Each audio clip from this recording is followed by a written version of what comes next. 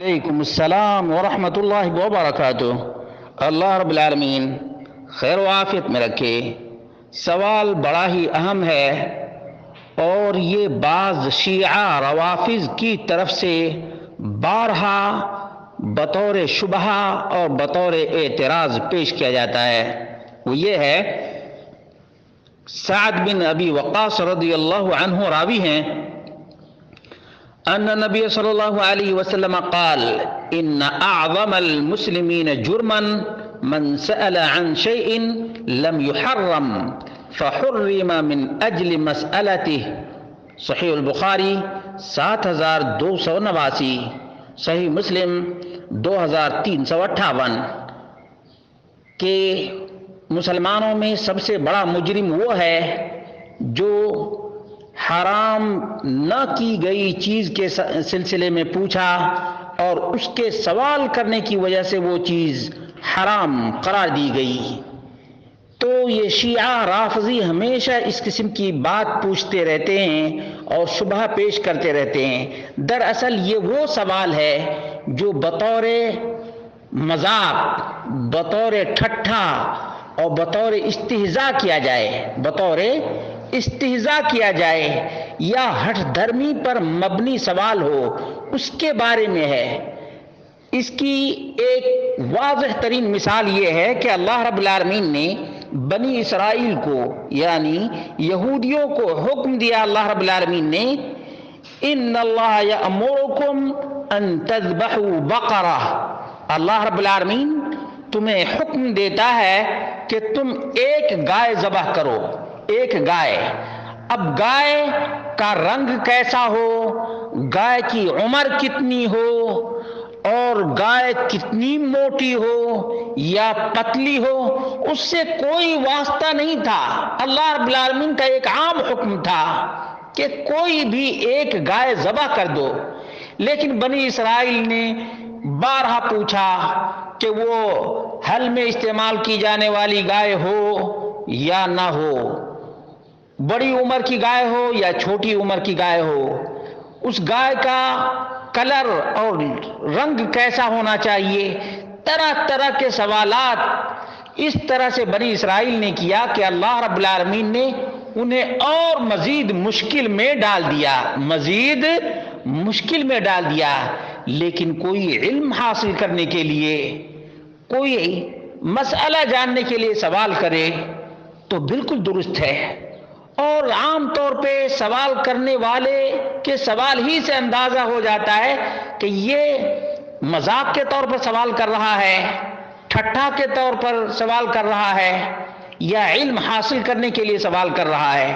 اسی لیے علامہ بغوی رحمہ اللہ نے کہا المسئلہ وجہان، اس سلسلے میں دو اسباب، دو وجوہات ہیں۔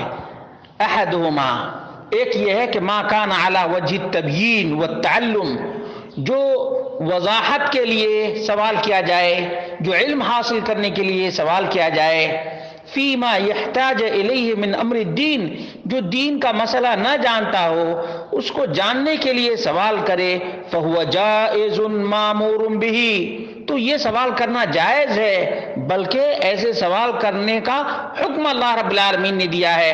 فرمایا فاسألوا اہل الذکر ان کنتم لا تعلمون، سورۃ النحل آیت نمبر 43۔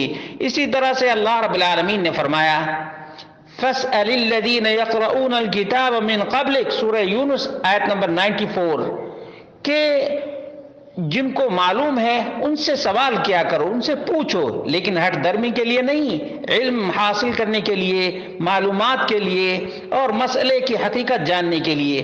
اسی طرح سے کہتے ہیں وقد سألت الصحابہ رسول اللہ صلی اللہ علیہ وسلم، صحابہ کرام نے بہت سے مسائل، بہت سے سوالات کیے، فانزل اللہ سبحانہ وتعالی بیانہ فی کتابہ، تو اللہ رب العالمین نے ان سوالوں کا جواب اپنی کتاب کے اندر دیا، اپنی کتاب کے اندر دیا۔ جیسے قرآن کریم میں آپ دیکھتے ہیں یسألونک عن الاہلہ، یہ لوگ ہلال کے بارے میں پوچھتے ہیں، سورۃ البقرہ آیت نمبر 189۔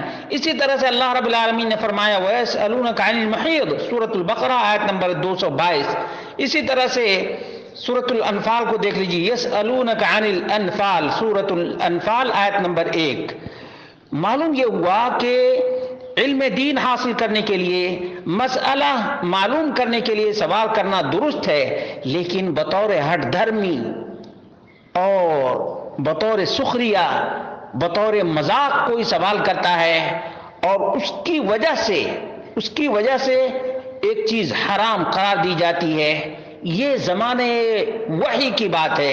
نبی اکرم صلی اللہ علیہ وسلم کے زمانے میں کچھ ایسے منافقین رہا کرتے تھے، جو منافقین طرح طرح کے سوالات کیا کرتے تھے۔ آج دیکھ لیجئے غیر مسلموں کے شبہات اور ان کے اعتراضات کیسے ہوتے ہیں، یعنی علم حاصل کرنے کے لیے نہیں بلکہ ڈھٹائی کرتے ہوئے اور بطور مذاق یا سامنے والے کو عاجز کرنے کے لیے سوالات کرتے ہیں، تو یہ حرام اور ناجائز ہے۔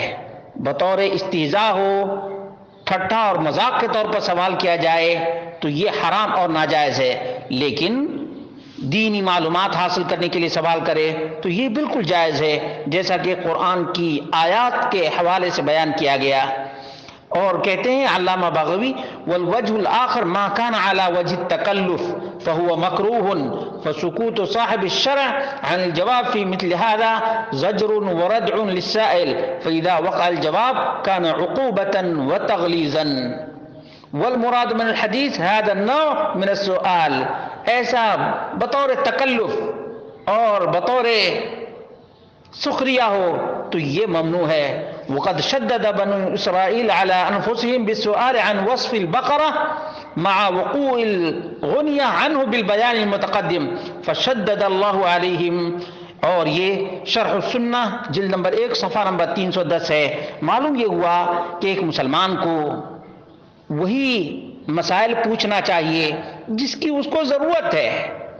واقعتاً علم حاصل کرنے کے لیے سوال کرتا ہے تو بالکل درست ہے، لیکن مذاق کے طور پر، ٹھٹھا کے طور پر، سخریہ اور استہزاء کے طور پر سوال کرے تو یہ ممنوع ہے، یہ درست نہیں ہے۔ بعض علماء نے مکروہ قرار دیا ہے، جبکہ بعض علماء نے اس کو حرام قرار دیا ہے کہ ایک مسلمان کو ایسا سوال نہیں کرنا چاہیے جس کے سوال کرنے کی وجہ سے مزید سختی آ جائے۔ اللہ کے رسول صلی اللہ علیہ وسلم سے سوال کیا جاتا تو آپ خاموش رہتے، یہاں تک کہ وحی الہی آ جاتی، اور وحی الہی کی بنیاد پر آپ صحابہ کو مسئلہ بتایا کرتے تھے۔ اللہ رب العالمین ہم سب کو علم دین حاصل کرنے کی توفیق عطا فرمائے۔